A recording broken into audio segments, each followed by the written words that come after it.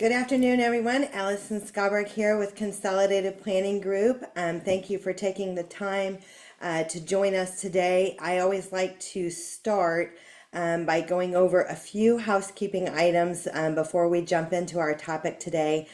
We are in webinar mode, and that means that we can't see you or hear you. So if you're wondering, we can't. But we do know you're here, and we're glad that you're here and that you've joined us today. We do invite you to put your questions into the chat box, and we're going to get to as many as we can during the time that we have together today. If you're planning your lunch hour, we are going for an hour or less. We will be done by 1 o'clock today. We are super excited to be here learning about Marbridge. I know that Marbridge has been a part of our panel, our housing panel webinars in the past. So if you've seen those on our YouTube channel or attended, you may have kind of got a snippet about Marbridge in the past, but today's webinar is totally dedicated to Marbridge and what they're doing and what options they have available. So you are in for a real treat today. I always start by talking a little bit about Consolidated Planning Group. If you're here for the first time, welcome. We're glad you're here. If you've been attending our webinars for years, we're glad you're back. And sorry you have to hear this again. Consolidated Planning Group is a holistic special needs financial planning firm. We're nationally certified as Social Security advisors, members of the Special Needs Planning Academy. We are an advisory and consulting firm. We help people plan for the future of a loved one with a disability. We help answer questions like, who's going to care for my child when I'm gone? How much money do I need to fund my slides are going a little bit crazy here today. How much money do I need to fund a special needs trust? How do I make sure that I'm getting the benefits that my child is eligible for, such as SSI and Medicaid? Maybe it's SSDI and Medicare. What do I need to know about Medicaid waivers? Topics like that. But the thing is when it comes to planning for a loved one with a disability, as a family, we have a tall order in front of us of retiring and staying retired for 25 to 35 years. But when we have a loved one with a disability that may have care needs the rest of their life, we might be planning for another lifetime, another 25 to 35 years after you're gone. So careful planning goes into play, and we help families with those types of things. We help put protection plans in place, lifetime care plans. People come to us and say, hey, I need to know, I want my child to go to Marbridge, and I need to know if I'm going to be good. Am I going to be good myself in my own retirement, and can I continue to cover the care cost associated with residential living? And so we're able to do what we call a future care cost estimate, small, medium, and large. We can do it based off of the place and the costs that are associated with the place that you're thinking about. So we do a lot of advocacy by way of our webinars, and as if you guys have attended before, you know that comes out of my own frustration. I am a parent to 2 adult kids with disabilities. And when I was transitioning with them into adulthood, I do this. This is what I do. I eat, sleep, and breathe this. And I felt like it was so unnecessarily difficult, of all the things that you have to remember and not say or not do, or having money in the right buckets, all those things. So these webinars were born to empower you and give you the tools and resources that you need to be successful when you are planning for your loved ones. So we are happy to be here with you today. One of the things that we talk about is, thinking about, you're of sound mind and body now, but maybe 20 or 30 years from now, you might not feel as spry as you once did. Our caregiving abilities diminish as we get older. And as other people that we love get older, such as spouses, and maybe their health might be declining, the role that we have as a caregiver, if we have multiple kids with disabilities or another family member or a parent that we're caring for, it really gets to be a big job. And so we really encourage families to start looking at, it's not saying, hey, how can I place my kid outside of my home and I want to do it like yesterday. It's not getting rid of your loved one, but how can they have some autonomy away from you? How can your retirement have some semblance of the retirement that you hoped it would, with the recreation or travel or the things that you wanted to do, and have kind of strike that balance? But what we know is that it's really important to start looking at this stuff now, to start touring places that might be an option for your child. Some of these places have waiting lists that could be 5 years, it could be longer. And so not waiting for the crisis to happen in your life and that you need some place to go right now and there's nowhere to go. And kind of easing into this with your loved one, with yourself, to these ideas. And then the other thing that we think is really, really important is thinking about the future caregiver and future guardian. What does that look like? And being careful as to naming the future caregiver as a sibling, especially siblings that are similar in age. Just like you at 18, 20, 25, you had hopes and dreams. Maybe you were going to get married, maybe you're going to go to college, have a big career, maybe you're going to have a family. Your other kids have those hopes and dreams too. And sometimes if they are labeled as the caregiver, maybe they're not ready for that, or maybe their spouse isn't ready for that. And so we feel like if you plan on the front end, then it kind of prevents the crisis in a pinch caregivers that might not be ready for the job. So the last thing that I want to say before I turn everybody over to the awesome team at Marbridge, I'm so glad that you guys are all here with us. I want to talk about, and you guys can talk about this too, unmanageable risk. The thing is, when it comes to housing or residential living, you know, environments for your loved one, it's not a one size fits all. And it's not always even a one size fits most. And I know that some families struggle with behaviors, and some families have loved ones that are maybe not independent in the bathroom or other things like that. And I just wanted to say, because we've seen a lot of this, and I know you guys have too, the truth in presenting your child to whatever place you're looking at as far as living, if they have aggressive behaviors, if there are other things going on, sometimes families are inclined not to disclose that or maybe sugarcoat some of the issues. And I always just like to say they all come out. And so whether you're looking at Marbridge or you're looking at somewhere else, they want the best fit for your loved one and for the other residents that they're looking out for as well. And you want that for your child. So everybody shares that vision. And just even if there are some difficult behaviors, being truthful on that, because all of the places, Marbridge and all the other places that we know about all across the US, not just in Texas, there is a place, even if the place isn't Marbridge, for your loved one, there is a place, and these other places know about the other ones and can provide a list and helpful referrals of where you could, kind of take your search. So just don't be discouraged. That's my point. So having said all that, welcome. We are so glad you guys are here. And again, we're inviting everybody to put their questions in the chat box. If you put questions when you signed up for today's webinar, I have those, and I'm going to be hitting on those with the team today, so you don't have to put those in the chat box. So thanks so much. Turning it over to you guys. Thank you so much, Allison. And thank you, ladies and gentlemen, for being here, joining us today. Today, we want to give you a little overview of Marbridge and the services we provide. I applaud you for your research and planning. And as Allison did a great job of covering, we want to be a resource. Whether you hear something today that, hey, I want to learn more about that, give us a call. If you think, well, it doesn't sound like it's right for my loved one, we still would like to be a resource to try to help you. We've got friends and collaborators within the field that we'll be happy to refer you to if we're not the right fit. So it's a very important step you're taking. Ask your questions and research so you can plan for your loved one. And as far as Consolidated Planning Group, they are a knowledgeable, understanding, compassionate team that will help your loved one plan for a bright future. So if you're not already working with them, I would advise you to learn more about their awesome services as well. And finally, I want to thank my team that's here, Scott, Rosie, Becca. We're going to kind of guide you through what we do here at Marbridge, and I'm going to turn it over to our president, Scott McAvoy. Thank you.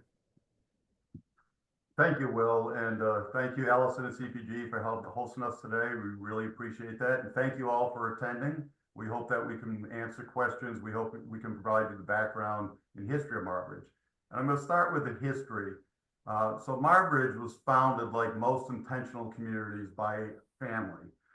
Ed and Marge Bridges, in 1953, they founded Marbridge after their son, who was born with developmental disabilities after being delivered by a country doctor with forceps. He suffered some brain injury. He had the equivalent of moderate mental retardation. The Bridges knew that their son would need supervision and support for a lifetime, but they also knew that their son could get the opportunities to be as independent as possible, and they searched around the country for a place that could assist them, and they had no luck. So they cobbled together a school experience for them, because schools wouldn't have folks with disabilities in it. And there was a couple of places they looked at. It was more custodial care or mental health focused. And so they created Marbridge in 1953. At 80 acres out in Manchaca, Texas. It was really out in the boonies back then. It's the city's starting to surround us at this point. But it was built as a farm and ranch. And what they wanted to do was teach residents with intellectual disabilities like Jim how to independently work and be productive wage-earning citizens. And they realized that they needed 24-hour supervision, they needed training programs, they need to tell them how to do it, show them how to do it, and review them.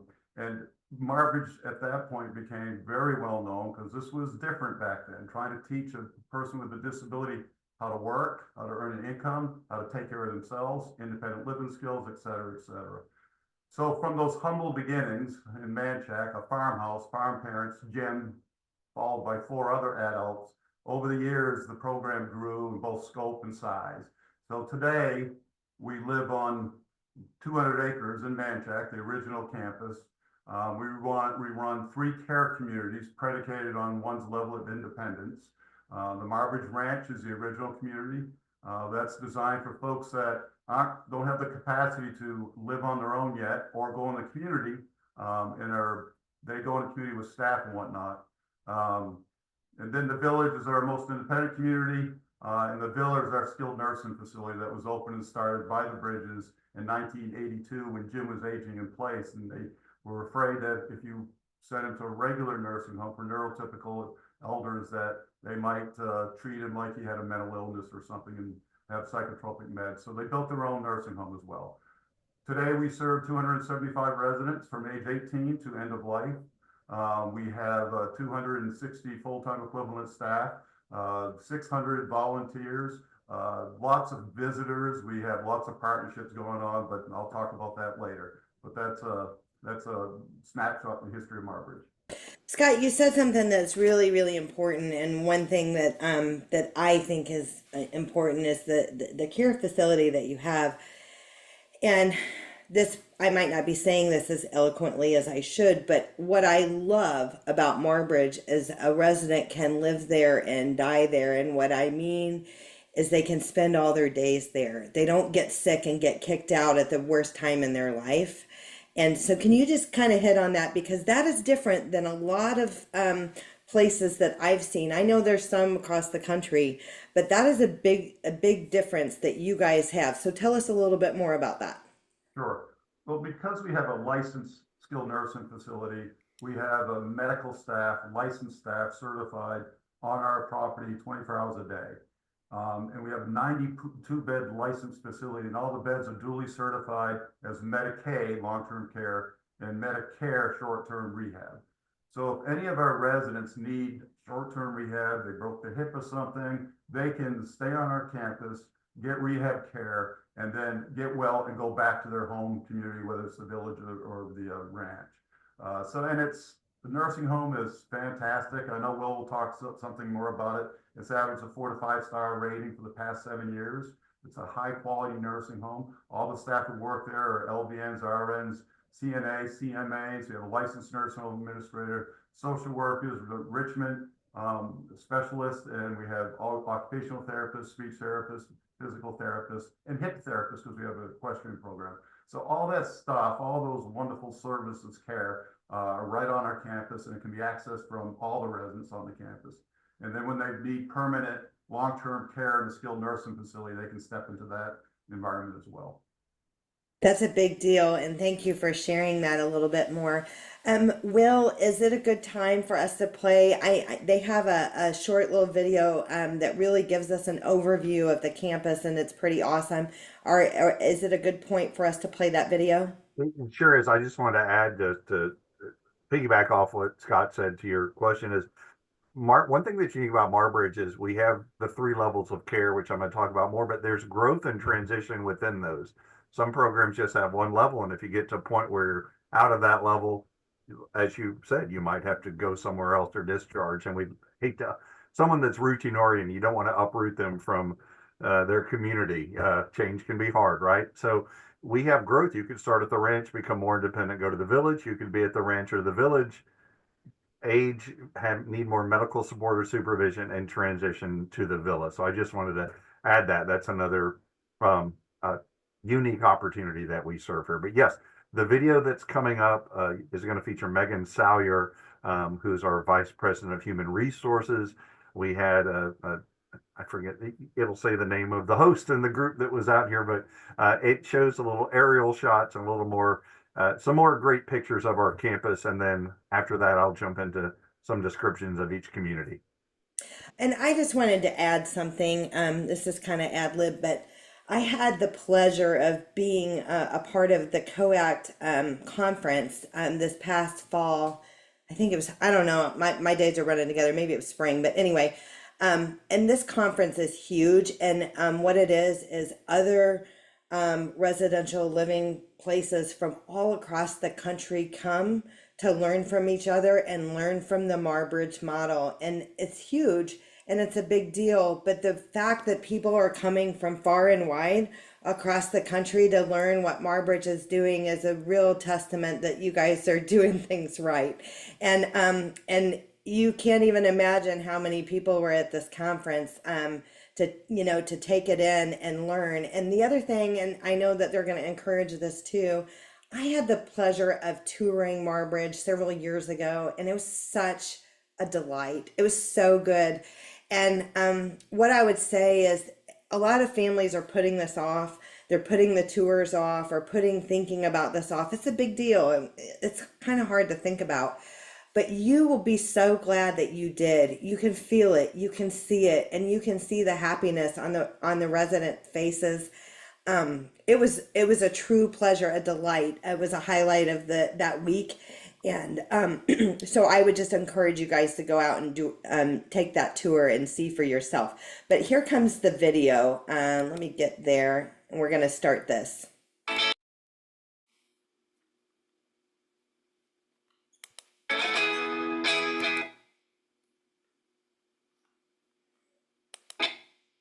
Uh-oh.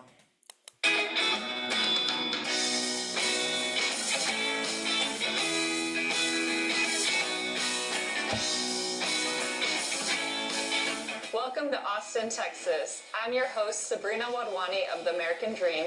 Join me today as we take an exclusive behind-the-scenes tour of a remarkable nonprofit residential campus, the Marbridge Foundation. It's located just 13 miles south of downtown Austin. And on today's journey, we're going to show the positive impact that this foundation brings to our community. We will also be meeting with some special guests and have some heartfelt experiences you will not want to miss. Let's get started.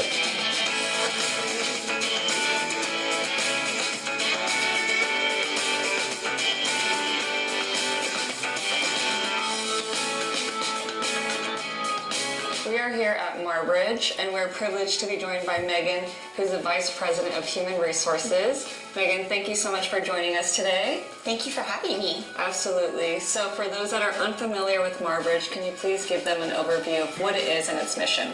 Absolutely. So Marbridge is a 200-acre residential community for adults with intellectual and developmental disabilities. The work you guys do here is so important and so impactful. What are some of the programs offered to the residents? Yes, so every single resident has their own personal schedule that includes classes, and those can be academic in nature, they can be therapeutic, such as our horseback riding, or gardening, or drum therapy, and then even at our skilled nursing home, those residents have life enrichment specialists dedicated just to planning their activities and outings. Oh wow, you guys have so much to offer. What inspired the creation of the Marbridge Foundation? So back in 1953, Ed and Marge Bridges founded Marbridge for their son Jim. At that time, there weren't a lot of places for people like Jim who just needed a little extra help. They decided that they would make one of those places, and so they did. And here we are 70 years later. Yeah, you guys are celebrating your 70th year anniversary. That's awesome. Congratulations. Thank you. So for somebody who wants to help out, what can they do to support Marbridge? Yes, so we've only made it this long, those 70 years, with support from volunteers and donors and our amazing almost 300 employees. So if anyone wanted to help out and support us and our incredible residents, they could go to marbridge.org and look at our employment page, look at our volunteer page, or donate there. There you have it. So if you'd like to help out, there are many different ways that you can do that. What do you say we take our viewers on a tour of the campus? Let's do it. Let's do it.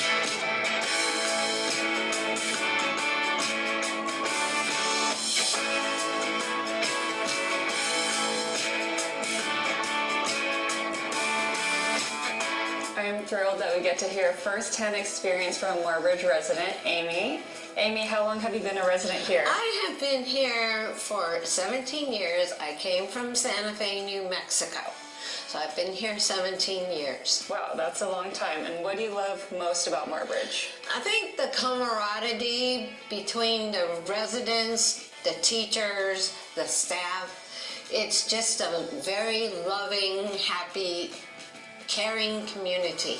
And what advice would you give to somebody who's considering joining Marbridge and considering calling it home? I wouldn't even waste my time waiting. Do it now, because we need more people like you to come aboard our ship. This place is magical. We have staff that care, the residents care, the teachers are phenomenal.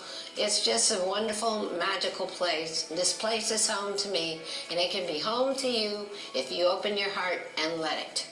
I love that. That's great advice. Thank you so much for speaking with us. It's great to hear your experience as a resident. You're more than welcome. Thank you for having me.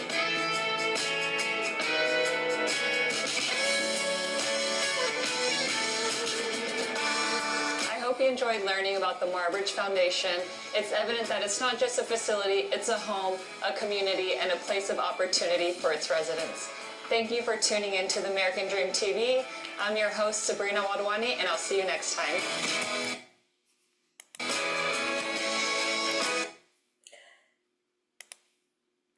What an awesome video. And you know what? Magical. That's exactly how I felt when I took the tour. It was magical. It felt magical. It absolutely did. So I love her heart and her energy. So I know you had mentioned the villas and the ranch and some other things earlier when we were talking. So you're going to take a deeper dive into what some of these different options are at Marbridge. So tell us about the ranch. I will, and you're right. Having to follow Amy is tough. She wears her heart. She's a sweetheart here, and I love it. Just let your heart do it and go for it. I think that's fantastic. So we have at Marbridge, we have 3 communities. 2 are type A assisted living, and 1 is the skilled nursing care level. We're going to start with our first level of assisted living, and that is the ranch environment, which has a dorm and a lodge setting. That's one of our lodges there, living room and kind of a bedroom. They are semi-private accommodations, so there's a suite. Each resident has their own side, and listen, we get Wi-Fi and cable, so you can bring your iPads and Xboxes and cell phones and all your electronics and your Lego collections and pictures of your favorite sports team and all that. You can personalize it. The difference with the ranch is like I said, accommodates individuals that might need a little bit more reminders and prompts to get through the day. It's a 1 to 12 staff to resident ratio. And so residents there are independent in their daily living skills. But like I said, they might need some reminders, and they might also need some training and growth to do that. Um, it's we have the village is we'll go to that in a second, but I just want to know there's 24-hour awake staff supervision at the ranch, morning, afternoon, overnight, and weekend staff there. Each community also has at the ranch, they have a director, an assistant director, a registered nurse, a medical coordinator, drivers, transportation. So there's a lot of support staff there to help with that. And just some basic criteria: you got to be at least 18 years of age for our assisted living, have a primary diagnosis of a developmental disability or cognitive challenge, intellectual difference. We see Williams syndrome, autism, Down syndrome, cerebral palsy, some brain injury. It really just depends on the individual and their levels of independence. We are not a therapeutic community, and I say that because if someone um, has aggressive or threatening behaviors and they need more of a behavior modification with behavior specialists, we may not be an appropriate setting. That being said, there's good days and bad days, and we do work on folks with social skills and mood regulation and things like that as best we can. So I just want to throw that out there. And of course, residents that come here, we do want them to want to participate in our program, have a schedule, socialize with folks. We don't do any forced admissions. Yeah, Allison, question? We just had a few things in the chat box. One thing that always comes up on every housing is, do you take Medicaid waivers? Marbridge is a private pay place. Is that correct? And that's the That's correct. plan for the future as well, right? Right. It is we're a private nonprofit. It's a private monthly tuition. Now, I saw that someone had asked too about if someone receives SSI or SSDI, that can be applied toward it, and then the family would plan to pay the remaining balance. And I saw like HCBS, HES waiver. We are a peer community, and in the past we haven't, because we're a community of peers and not a home in the community or supported living like apartment on its own. We haven't typically, it hadn't been applicable to our services. That being said, we encourage families to advocate for their residents' benefits and try to utilize and maximize them, and maybe we'll see some change on that front down the Yeah, we road. help on that as well, for sure. I think inquiring minds want to know on the unmanageable risk. I know it's not an area that we love to talk about, but I want you guys to hit the highlights. So maybe people that are a threat to themselves or others, like, what are your unmanageable risk as it stands right now for Marbridge? It's behaviorally speaking, is that right? Well, I mean, do residents have to be independent in the bathroom? Oh, yeah, Um, well, that's what I'm saying. So at the assisted living levels, the ranch and the village, a resident does need to be independent in their basic activities of daily living. So bathing, grooming, dressing, toileting, feeding. We do provide breakfast, lunch, and dinner and snack times. And the reason is with our ratios. At the ranch, it's 1 to 12. If you want to go ahead to the village slide, the village is a higher level of accountability and responsibility, and that's like a 1 to 24 ratio. So it gives you an idea, even more independence and initiative needed.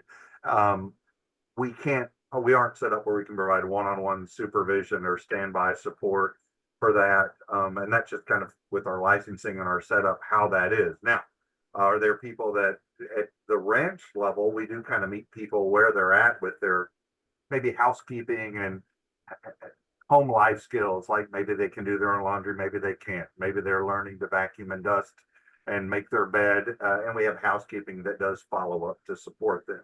At the village, it's, as you can see, it's more of a neighborhood of cottages, like a neighborhood of houses. So there's 6 males or 6 females in those cottages. Well, they're a household, so they have to do their own laundry. They share household responsibilities, like, it's my turn to sweep the porch, your turn to take out the trash, someone else's turn to dust the furniture, things like that.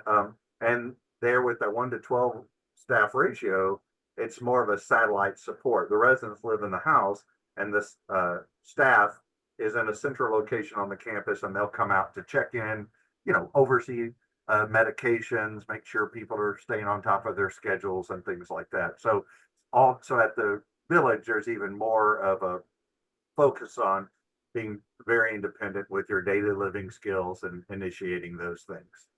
Now, when I toured, I remembered there was one level where like you actually had some residents that might be using public transportation or working outside of Marbridge. They may go to the community for a job and come back. Which is that still happening? And which is that the village or the village or what is that? Yes, well, at the ranch in the village, those are assisted living. At we have residents at both campuses who have some jobs off campus, but yes, the majority are at the village. And we do have shuttles and vans that can provide transportation with some mileage reimbursement fees. But some of our residents there use Lyft or Uber or public transportation. We'll take them to the bus stop. And yeah, we have them. I think it's about 28 different employers in the surrounding Austin area. So from McCoy's Lumberyard to Seton Hayes Hospital to Randall's, HEB, La Madeline movie theaters. It really depends on if it's a safe environment and a good fit. We have resident employment coordinators on our staff here, training and education team that will want to make sure one, it's safe and someone can be in the community independently, uh, and try to find a good match for them with an employer that understands their needs and abilities. And the employers know that they can always have a contact to advocate for the resident, which is helpful. Now, we also have residents that work on campus in dietary, landscaping, laundry, and some administrative things like Amy, who you saw in the video. She helps out at our headquarters office doing some administrative duties. So they can work on campus and get paid as well for a real employment experience that's has a little more supervision and support on site. That's exciting, that's offered because some places really don't nail that, and a lot of our families want, if their loved one can work some, even if it's part time, that they could get going on that. And Um, I'd like to say that too. Most do work part-time or less than part-time, because as you know, with benefits and juggling that, we don't want them to lose their benefits for sure. But and we do have some people that volunteer, and we have community volunteering classes where for that semester they might go for the food bank. I think the other day they went to McKinney Falls State Park and they did a cleanup along the trail. So they're contributing to the surrounding community as well, even if it's not through employment. Um, and and and again, the ranch and the village are our assisted living communities. The villa is our licensed skilled nursing care program. Folks, it's not your grandmother's nursing home. I worked in healthcare, long-term administration. This is a very unique setting because it is one of three in the United States that does specialize or cater to those with IDD, but those that are more medically fragile and have a medical necessity for supervision and oversight by nurses, LVNs, RNs, CNAs, Med-Aids. We can do specialized diets there, mechanical, soft, pureed, thick and liquids, tube feeding. And we have an in-house rehab team, physical, occupational, speech, and even have started some equine therapy as well. That's also available to our residents at the ranch and the village. So let's say you have Down syndrome and you live at the ranch and you benefit from speech therapy. The rehab team at the villa can assess you and incorporate that into your daily schedule. So we can do that on campus. And like I said, it's licensed as a skilled nursing care program, has good ratings, and in-house they have recreational planners that have a very structured schedule. There's a sensory room there, a lot of volunteer people that come out. It's really neat. We have people there in their 20s. We have people there in their 80s. So it is younger, much younger overall than your typical elder care nursing home, but it's very active and might I say, rowdy at times. They have a lot of fun over there. They hosted recently, just so you know, we are all one Marbridge with Halloween here. That's a big hit with a lot of our residents. They hosted a Fall Fest carnival with a live band and carnival games, and residents from all our campus dressed in costumes came over to trick or treat and participate. So we do have a lot of, even though we're all on one campus and have three levels of care, there's a lot of interaction with all the residents. that's exciting. And I know that Rosie is going to talk about the summer camp. Um, but I want to know about how families, if they're thinking about this, or how they could, I call it dipping my toe in. Sometimes I don't want to jump in with both feet, but I'd like to dip my toe in. Like, how could I, is there a week? Do you do a week or two, or like a tryout, like after a person's done a tour, like if so you guys are assessing and the family is assessing if this might be a good fit. How does that work if somebody was interested in doing that? I'll be happy to address it. Unfortunately, we don't have like a trial or respite stay where someone, and a lot of it is because of our availability. If we have limited availability, we really don't have a spot for someone to kind of come in and try it out like that. Now, our one respite opportunity, Rosie is going to talk about our summer camp is a good way for us to get to know someone if that's appropriate for them. But we do a pretty thorough admission process. And again, I don't want to steal Rosie's thunder there, but when we make a decision, we want to say, do we feel, first and foremost, do we feel we can adequately and safely meet this person's needs? If so, which level is most appropriate? And throughout that time, we might have them come and visit. A lot of times I'll tour the family first, and they have great questions, which are all the things parents want to know: safety, security, finances. And then I like to do an initial tour with the prospective candidate, because what's important to them is always, do you get HGTV? Can I bring my cat? Do you like the Cowboys? Whatever it might be, it's something that's part of their household and their routine, and they want to see how that translates if they were to come here. So it's very beneficial, obviously, to tour families, but then to do a tour and visit with a prospective candidate to see what their focus or concerns are going to be. I remember Rosie telling me a long time ago that you guys really do try to do a good job of matching personalities and that kind of thing. So we do have a question. I'm gonna have you guys go ahead and monitor the chat box because you're probably gonna have more questions than what we can get to today. But we can send you a list of those too, then you can follow up. But the question is are there openings at the village and the ranch? How does pairing work? And so this goes to the like the waiting list. We encourage families to get going, start touring, get yourself on the waiting list, because waiting lists can be long. So they want to know how long your waiting list is and what is the vision, like as far as development phases or projects planned over the next 10 to 20 years. If you guys could comment on that. Well, Scott is going to talk about kind of the future of Marbridge, so I'll let him address that future plans part. But right now, yeah, at the ranch level, we're full with the waiting list. However, we are looking at some opportunities to maybe create some movement to pull some people off that waiting list. If someone was on that list today, I would guess it might be about a year and a half wait, just as it stands right now. If we will have movement and things like that that will change that. The village right now, we do have a limited availability for a male and female candidate. And we have some, people that have toured and are making application, but, so and that would be a shorter, probably turnaround time frame. If there was full, it might be a 6 to 8 month wait for an opening there. The villa, as I said, since it's kind of a specialized care and focus, we have a pretty extensive waiting list there. And when movement comes up, it's not like a linear wait list. It's really based on the acuity of the individual and the opening that we have.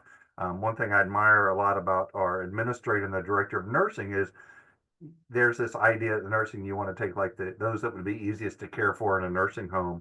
And we're there because some people are medically fragile and have some significant needs. So if there's an opening and that person they're replacing is someone that was like a higher level of acuity, then they're going to try to find someone from our list that would meet that level. So there is a wait currently there, and that one would be a little bit longer, probably I'd say about 2 years or so.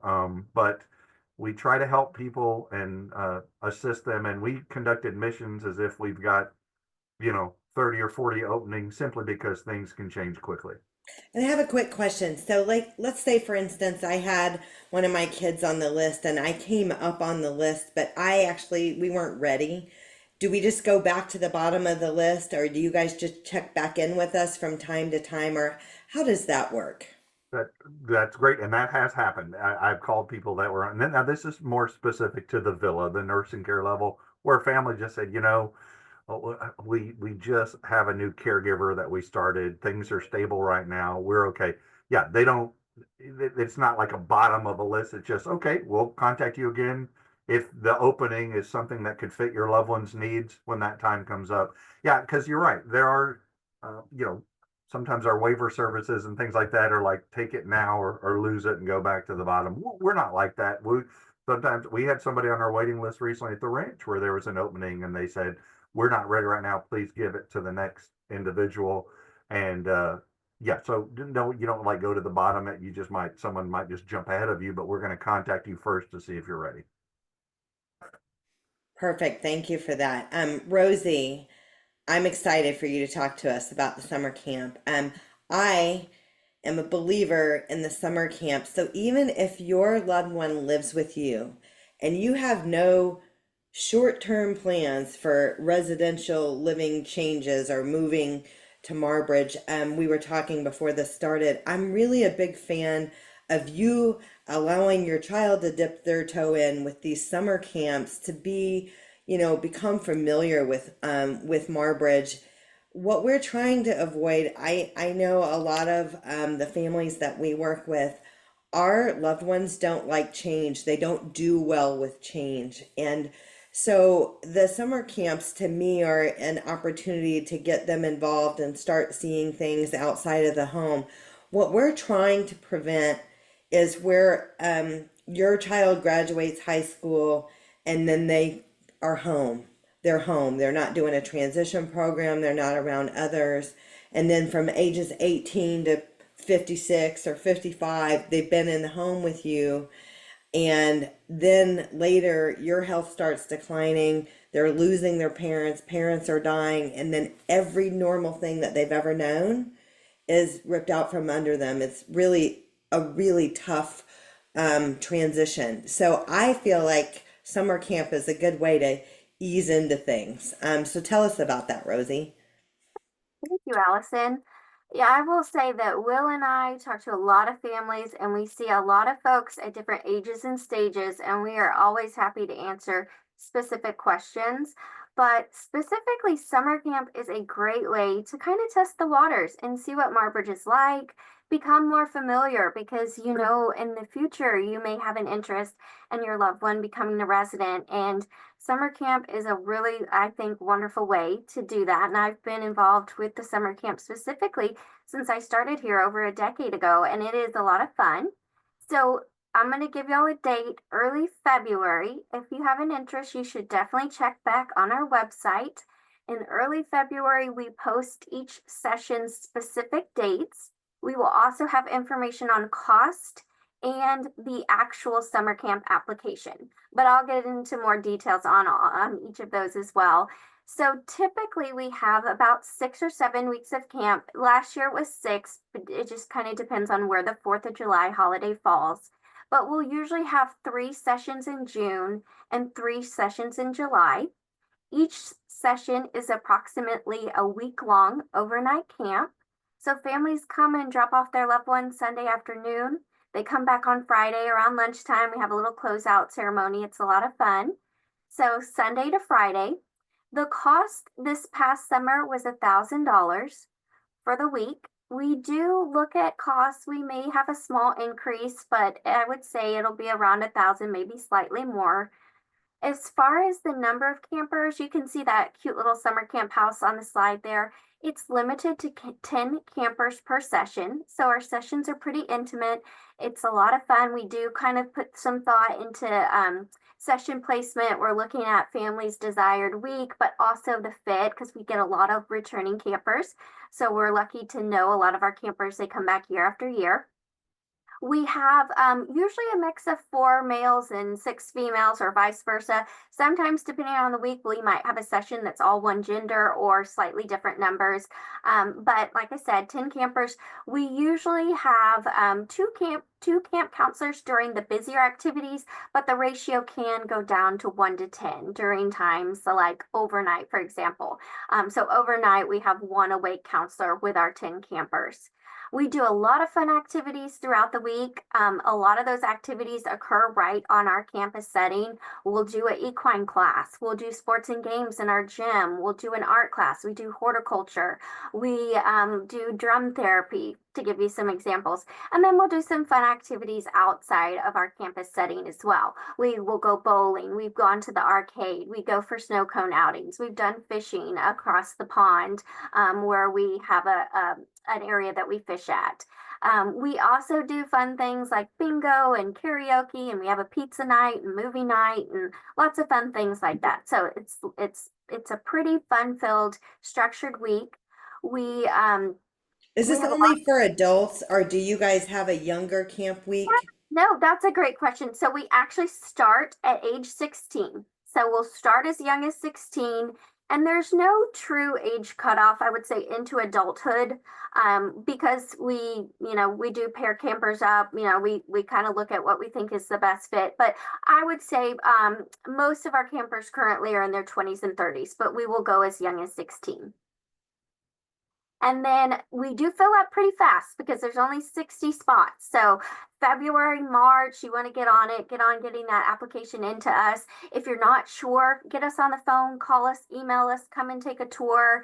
But I wouldn't wait too long because our camp does tend to fill every year. And like you said, it and is a great way to see what Marbridge is like and to think about the future and get familiar, your loved one. We have so many residents today who started as summer campers. I love that. I love that you have the camp. I've heard great things about it. And we do a webinar on summer camp opportunities for individuals with disabilities. There are other camps throughout Texas too that serve adults with disabilities. So just know that they're out there, and we've got families that might do Marbridge, and they might do Camp Blessing or Beloved and Beyond, or some of the other camps that we know where they have their kids in multiple weeks throughout the summer with activities like that. So that is really exciting. So if you're taking notes, and by the way, this is being recorded. Everybody's going to get a copy of today's slides and a link to the recording. But mark your calendar for February for their website for them announcing that. And February is usually the time that I see these announced. And the slots do fill up quick. So that is a good thing to have on your calendar. So that is exciting. I love to see that's the example of dipping your toe in. And from what I've heard, they go and then they want to come back year after year. It's a pretty much a slam dunk that they're going to want to continue the camp process. So Allison, I just want to add, Rosie did a fantastic job. Our criteria for our summer camp is very similar to that of the ranch and the village. So it gives us one, like I said, dipping your toes in, getting a chance for us to get to know them, they get to know us, to see if it might be a good fit. And also, yeah, you mentioned some people go to several other camps. We also have people that come to our camp that do live in other residential programs, and they just use this as a respite opportunity. So it's a great opportunity to learn more about us if you're interested, but you don't have to come to our camp because you want to be a future resident here, if that makes sense. First and foremost, it's a fun and safe camp experience for those with IDD. that's good to know. And then I also wanted to say that some camps, so if you're sitting here and you're feeling like discouraged, like maybe your child has higher needs than what could be served at this camp, there are camps in Texas for kids, adults, and kids with higher needs. So I just want you to not feel discouraged. I know, like, when you have a kid that has aggressive behaviors, or you have a kid that is not as independent with the ADLs as others, sometimes it feels isolating. But just know that there are options out there, lots, and we can help you. Marbridge can help point you in the direction of some of those resources as well. Scott, I saw that you put the cost in there. Inquiring minds always want to know, how much does this cost?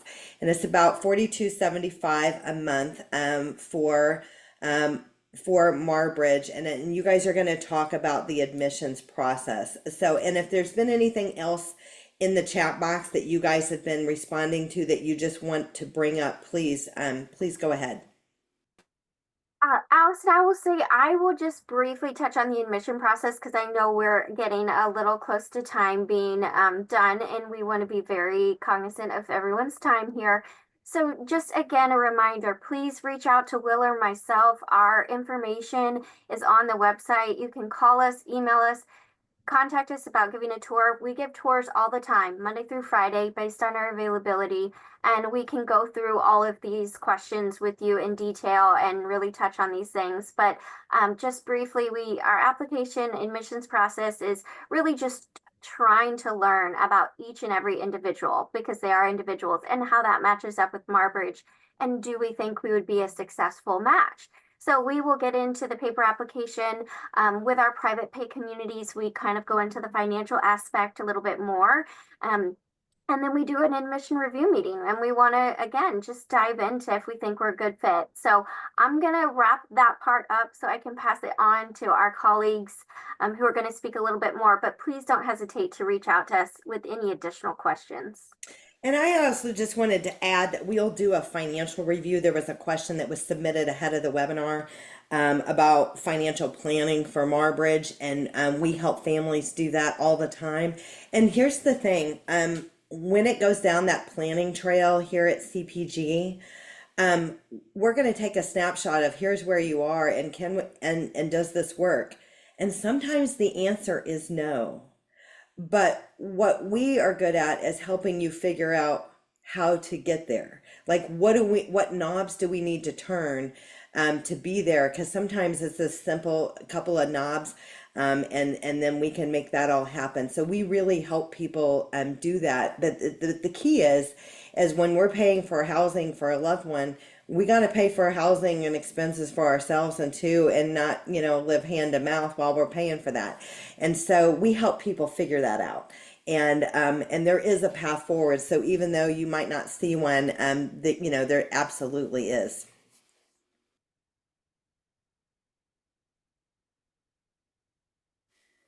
Okay, we're going to pass it to Becca McPherson, our Vice President of Development, going to talk about volunteering and a little bit of our financial info. Thank you, Becca. Take it away. Hi guys, I'm Becca McPherson. I'm going to quickly talk about volunteering. I do want to let you guys know that all the questions that have landed in the chat, I have been jotting down. We're going to put a fact sheet together to answer those questions a little bit more in depth. We'll send it over to Allison. Allison, if you'll send us the questions that came beforehand so we can make sure to put those in writing as well. Volunteering is huge. It's huge at Marbridge. We don't think that the community is a round hole and we're a square peg and they don't fit together. We highly love all of our greater community, and we think that it is a great fit for our residents to be out in the greater community and the greater community to be on our campus. So we partner with University of Texas. As you can see on the pictures, the local NBC station KXAN did their Founders Day. We have about 700 to 800 volunteers that come through our campus to help us with big activities like decorating for Christmas, for Halloween. They help us with our sports banquets. They help with Special Olympics. We also have one-on-one mentors. We have bingo nights. We do singing, karaoke. So our residents stay super active regardless of what community they're in. And volunteers are obviously getting a huge part out of that. If you need more information on volunteering or want to learn more, a lot of our parents, once their resident has been established at Marbridge, they love to come back. We have several ladies who do a girls club where they go out to eat, do their nails, go out to the park. We have a young leadership team called ELM, Emerging Leaders of Marbridge. They're super active in helping us fundraise. So there's a lot of opportunities for any person.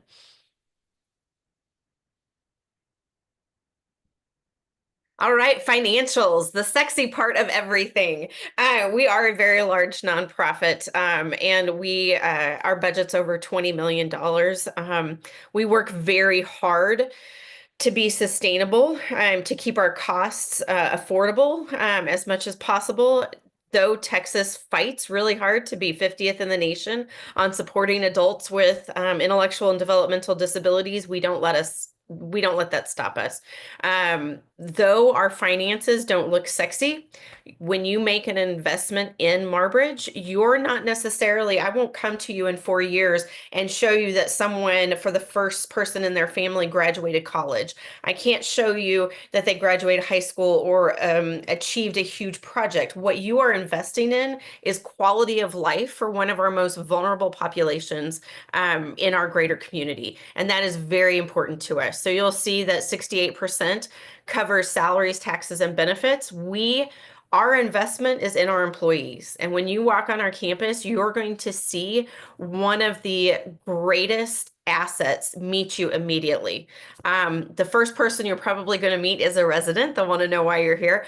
But the second is always going to be an amazing staff member. They take great time and energy to make sure that your loved one is taken care of 24/7. We have licensed nursing staff available 24/7. We have resident trainers doing bed checks at night, helping orient new residents. So that is a huge investment for us.